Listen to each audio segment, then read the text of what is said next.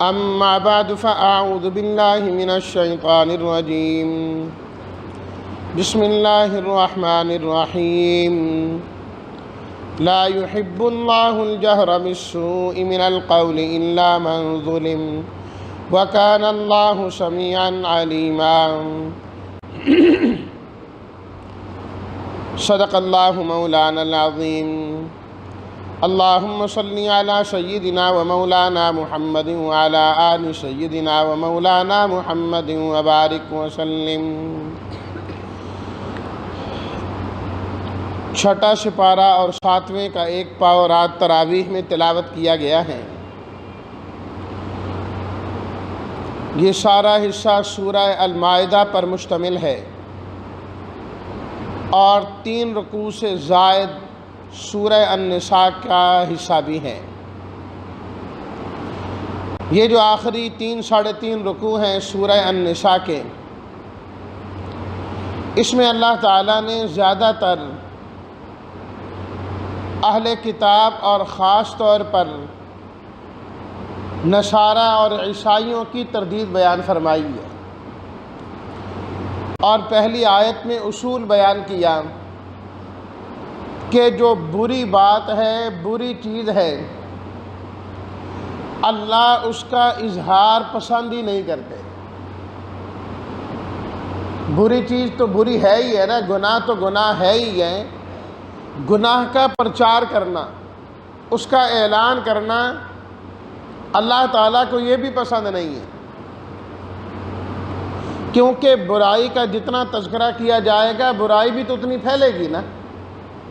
تو اس لیے فرمایا کہ بری چیزوں کا تذکرہ بھی نہیں ہونا چاہیے۔ آپ علیہ الصلاۃ والتسلیمات کے زمانے میں جب کوئی مجرم لایا جاتا تو آپ علیہ الصلاۃ والتسلیمات یہی فرماتے، پردہ ڈال دیتے، معاملہ رفع دفع خود ہی کر دیتے، میرے پاس کیوں لے کے آئے جی، اب آپ معاف کر دیں۔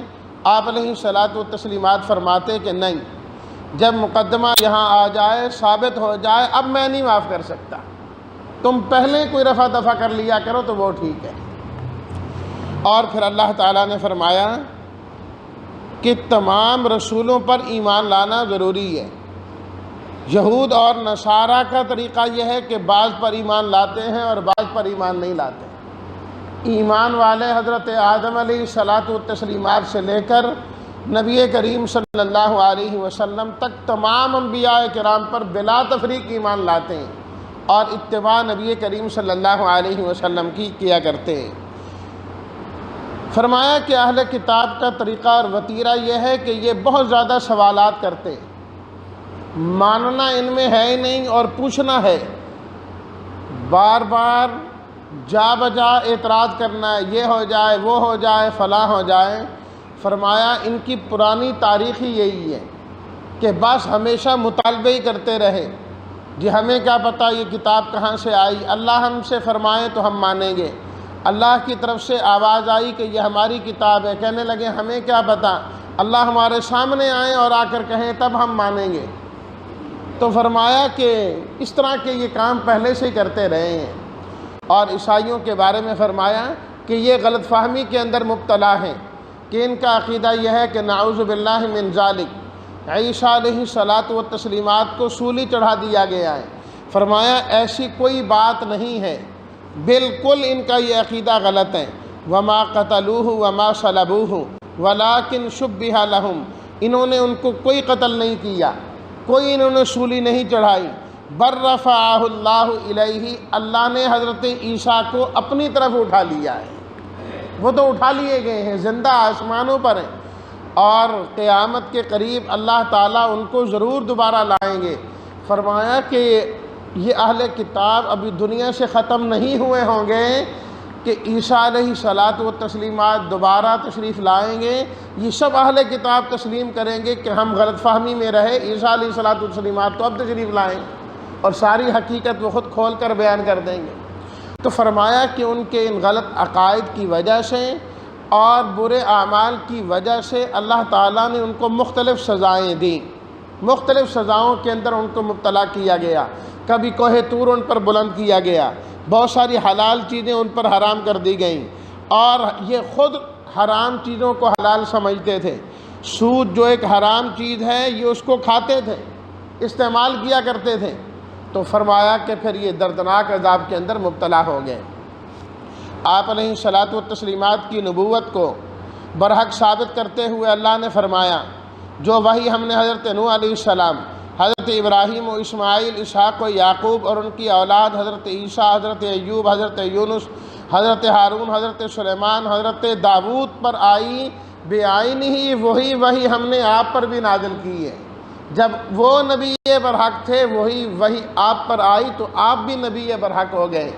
رہے انبیاء کرام، فرمایا بہت سارے انبیاء کا تذکرہ تو ہم نے آپ کے سامنے کر دیا، بہت سارے انبیاء وہ بھی ہیں جن کا تذکرہ ہم نے آپ کے سامنے کیا ہی نہیں ہے، انہیں جانتا ہی کوئی نہیں ہے۔ قرآن مجید میں کیا ہے، 2 درجن کے قریب انبیاء کرام ہیں جن کے نام ذکر کیے گئے، باقیوں کے نام ہے ہی نہیں ہے۔ مطلقاً اللہ تعالیٰ نے ان کا تذکرہ کیا، اور پھر اللہ تعالیٰ نے سب لوگوں کو خطاب کرتے ہوئے فرمایا یا ایھا الناس قد جاءکم الرسول بالحق من ربکم، اے لوگو اللہ کے سچے پیغمبر حق لے کر تمہارے پاس آ گئے ہیں، فآمنوا، تم ان پر ایمان لاؤ، خیر لکم، اسی میں تمہارا بھلا ہے، آپ پر ایمان لانے میں تمہارے لیے خیر ہے۔ اور پھر اہل کتاب سے پھر فرمایا تم اپنے دین میں خواہ غلو کر رہے ہو، حد سے تجاوز کر رہے ہو۔ حضرت موسیٰ اپنے دور میں برحق نبی تھے، حضرت عیسیٰ علیہ السلام اپنے دور میں برحق نبی تھے، لیکن اب ان کی نبوت اور رسالت اس وقت نہیں چلے گی، جبکہ کوئی نبی اور رسول ریٹائر نہیں ہوتا، ہمیشہ کے لیے نوازا جاتا ہے، لیکن جو نئے پیغمبر آ جاتے ہیں اب نافذ ان کی شریعت ہوتی ہے۔ یہی وجہ ہے کہ عیسیٰ علیہ الصلاۃ والتسلیمات جب تشریف لائیں گے تو وہ بھی اپنے فیصلے شریعت محمدیہ کے مطابق کریں گے۔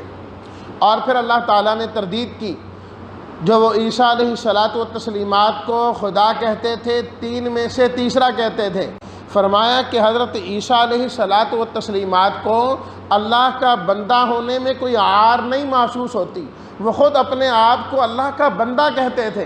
اور سب انبیاء کرام علیہم الصلاۃ والتسلیمات کا یہی طریقہ ہے کہ جب ان سے پوچھا جاتا تھا آپ کون اور آپ کیا ہیں، تو وہ کہتے تھے کہ میں اللہ کا بندہ ہوں اور اس کا رسول ہوں، انا عبد اللہ و رسولہ۔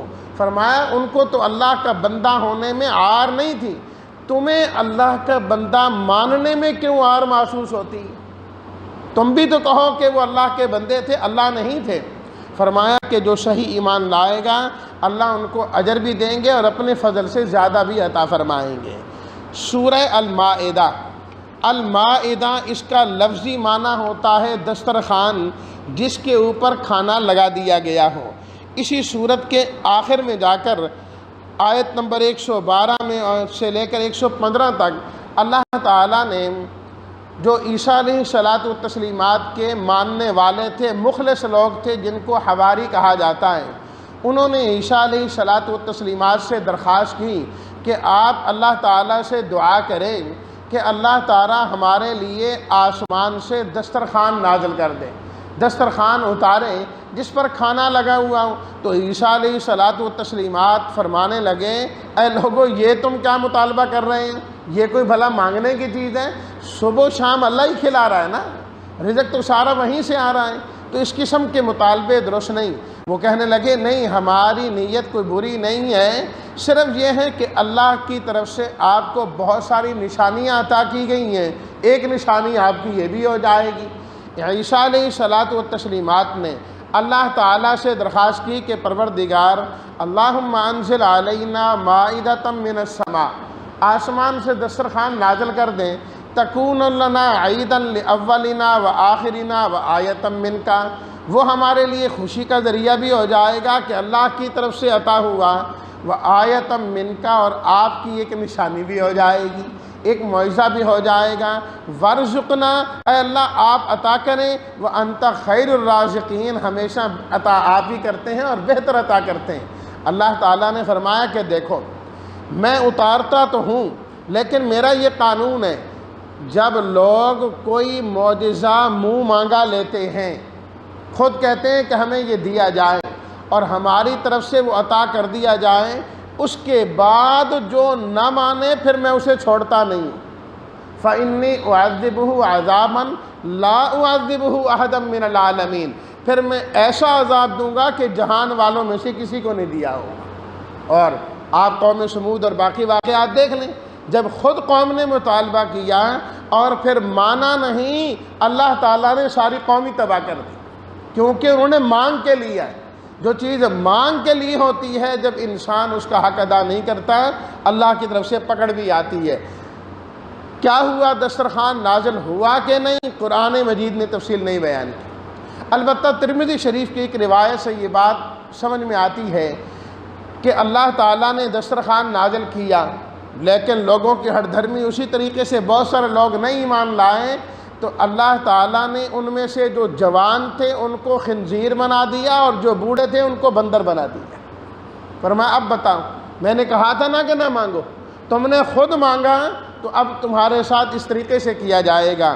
تو یہ واقعہ اللہ نے اس صورت میں بیان کیا۔ اس صورت سے اس صورت کا نام سورہ المائدہ ہو گیا۔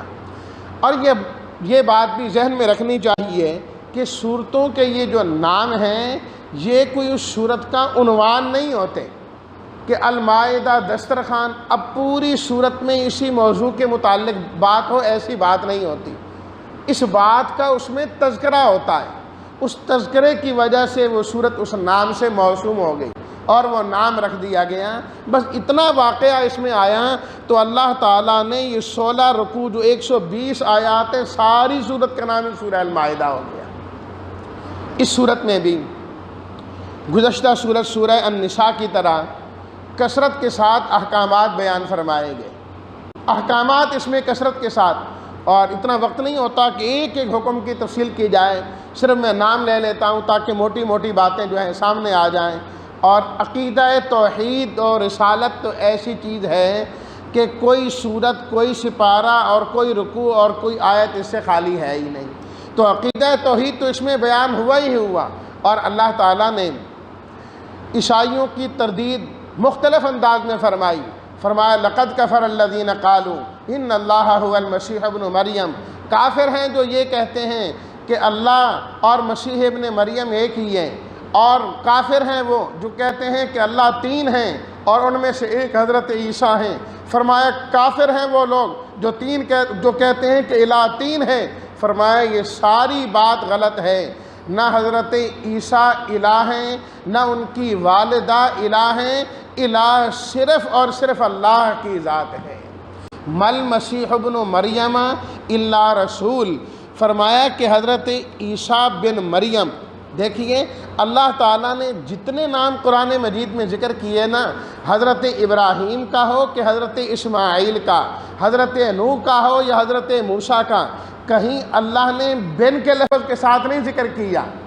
یوسف بن یعقوب بن اسحاق بن ابراہیم نہیں، لیکن حضرت عیسیٰ کا تذکرہ اللہ تعالیٰ نے جب بھی کیا تو اللہ نے عیسیٰ بن مریم کے ساتھ ذکر کیا، عیسیٰ بن مریم کے ساتھ ذکر کیا۔ ایک تو تردید کی اللہ نے یہودیوں کی، جو حضرت عیسیٰ علیہ الصلاۃ والتسلیمات پر نعوذ باللہ من ذالک تہمت لگاتے تھے کہ یہ نعوذ باللہ ولد الزنا ہے۔ فرمایا تم غلط کہتے ہو، وہ تو حضرت مریم کے بیٹے ہیں، باپ ہے ہی کوئی نہیں ہے۔ اور عیسائیوں کی تردید اللہ نے بار بار کی عیسیٰ بن مریم کے لفظ سے کہ جن کو تم الہ کہتے ہو، جن کو تم خدا کہتے ہو، ان کی تو والدہ ہیں، وہ والدہ کے پیٹ سے پیدا ہوئے، جو کسی سے پیدا ہو وہ الہ اور خدا نہیں ہوا کرتا، وہ معبود نہیں ہوا کرتا، تم کیسے معبود بنانے لگے؟ تو فرمایا مسیح عیسیٰ بن مریم یہ تو اللہ کے رسول تھے، رسول تو ان سے پہلے بھی گزرے، والدہ ان کی بڑی سچی تھیں، اور ان کے الہ کی نفی کرتے ہوئے اللہ نے فرمایا کانا یأکلان الطعام، حضرت عیسیٰ اور حضرت عیسیٰ کی والدہ حضرت مریم یہ دونوں کھانا کھایا کرتے تھے۔ جو کھانا کھاتا ہے وہ الہ نہیں ہوتا، اس لیے کہ کھانا وہ کھاتا ہے جسے بھوک لگتی ہے، اور اللہ کو تو بھوک نہیں لگتی۔ کھانا جو کھاتا ہے وہ تو محتاج ہوتا ہے روٹی کا، وہ تو محتاج ہوتا ہے پانی کا، اور کھانے اور پینے کے محتاج ہونے کا مطلب کیا ہے کہ انسان ساری کائنات کا محتاج ہے۔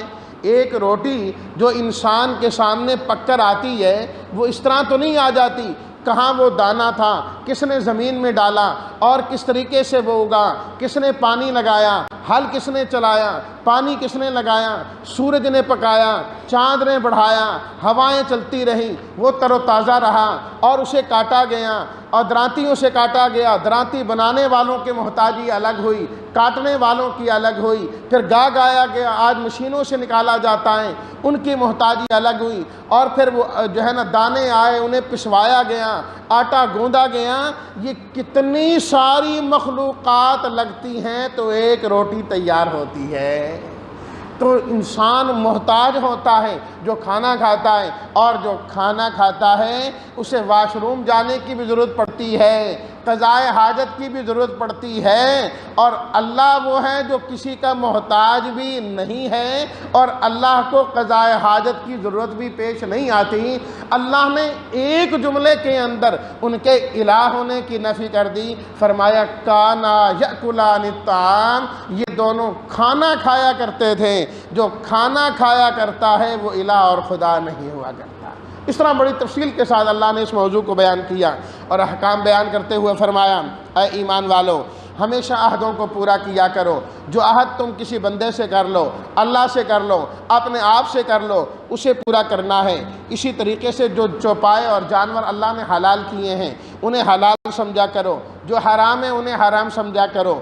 بعض چیزیں وقتی طور پر حرام ہے احرام وغیرہ کی حالت میں، انہیں وقتی حرام سمجھو، اور بعض چیزیں وہ ہیں جو ہمیشہ کے لیے حرام ہیں، انہیں ہمیشہ کے لیے حرام سمجھو۔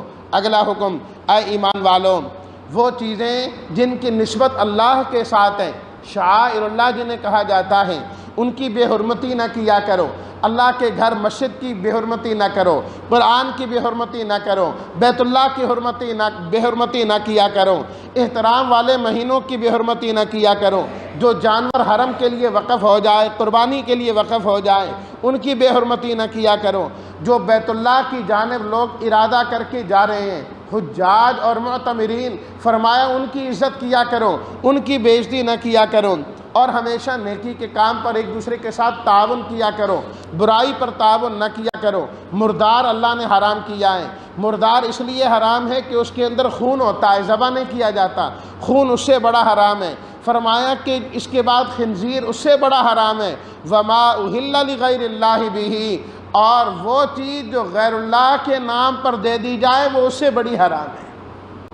فرمایا کہ یہ اٹل چیزیں ہیں، الیوم اکملت لکم دینکم، دین کامل ہو گیا ہے، اس کے اندر نہ کوئی چیز داخل کی جا سکتی ہے اور نہ اس میں سے گھٹائی جا سکتی ہے۔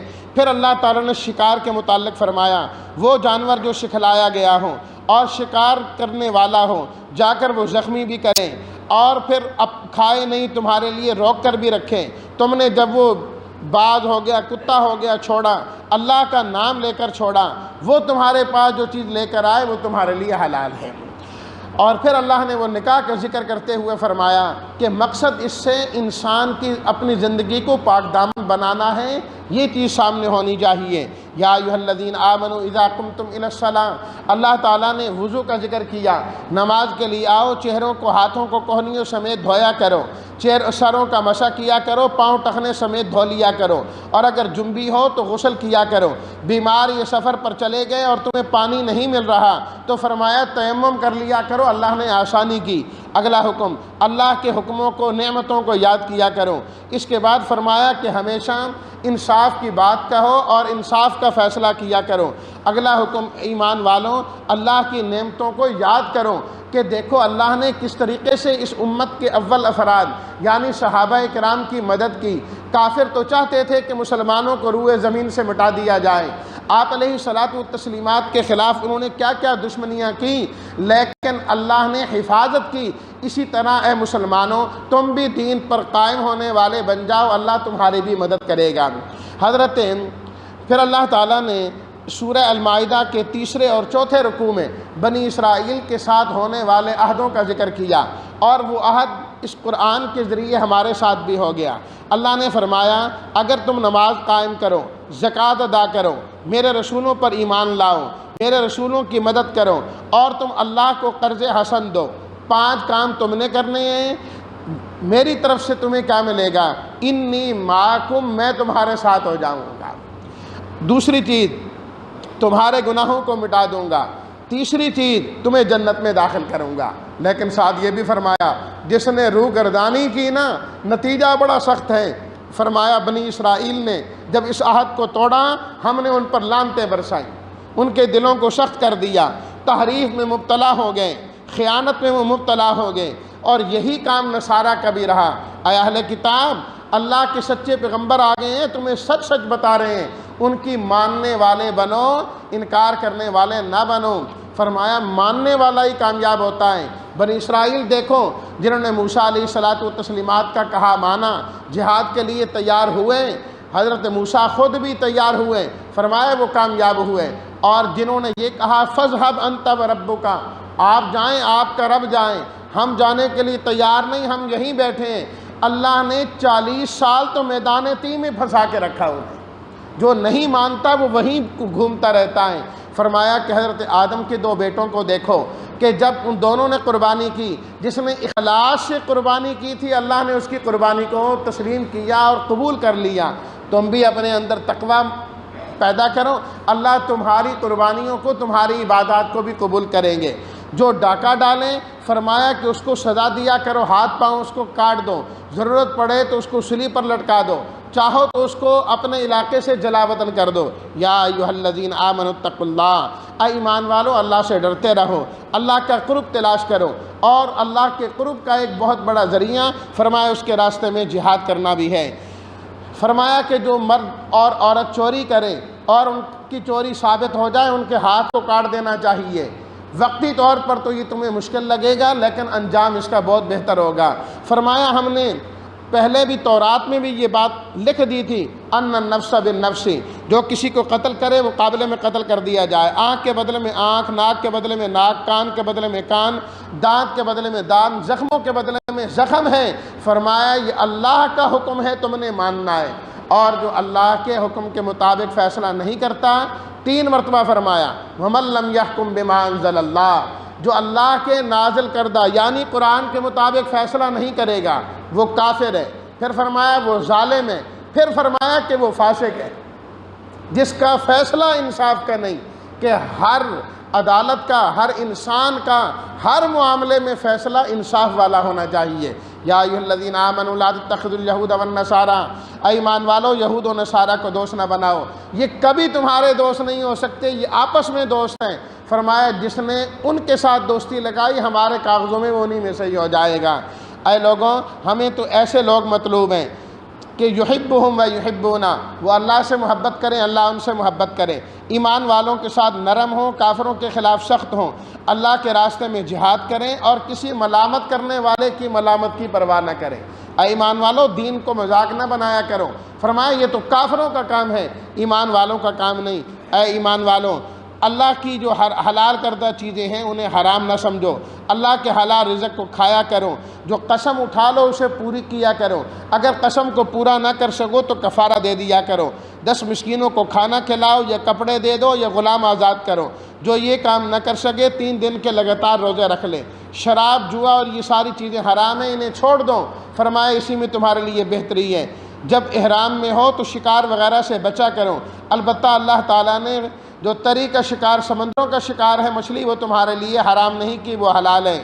خام خواہ کے سوالات نہ کیا کرو، اپنی جانب سے جو جانور ہیں انہیں حرام نہ کیا کرو۔ علیکم انفسکم، اے ایمان والو تم میں سے ہر آدمی اپنی اصلاح کی فکر کرے، باقیوں کو چھوڑ دے۔ جب ہر آدمی اپنی اصلاح کرے گا تو سارا کا سارا معاشرہ خود بخود ٹھیک ہو جائے گا۔ آدمی یہ چاہے وہ ٹھیک ہو، وہ ٹھیک ہو، وہ ٹھیک ہو، نہیں، فرمایا سب سے پہلے مجھے ٹھیک ہونا چاہیے۔ ہر آدمی اپنے آپ کو علیکم انفسکم، یہ بات ہوگی۔ پھر اللہ تعالیٰ نے حضرت عیسیٰ علیہ الصلوۃ والسلام کا ذکر کرتے ہوئے کہ قیامت کے دن اللہ تعالیٰ پوچھیں گے کیا آپ نے اور آپ کی والدہ نے لوگوں کو کہا تھا کہ مجھے الہ بناؤ؟ تو عیسیٰ علیہ الصلاۃ والتسلیمات جواب دیں گے 5 طریقوں سے میں نے ایسی کوئی بات نہیں کی۔ اور بالکل آخر میں اللہ تعالیٰ نے فرمایا قیامت کا دن وہ ہے جب سچوں کو ان کی سچائی فائدہ دے گی۔ سچا عقیدہ، سچی بات، سچا عمل، سچا نتیجہ ہی انسان کو فائدہ دے گا اور اللہ اس سے راضی ہو جائیں گے۔ اللہ سچوں کے اندر ہمیں بھی شامل فرمائیں گے۔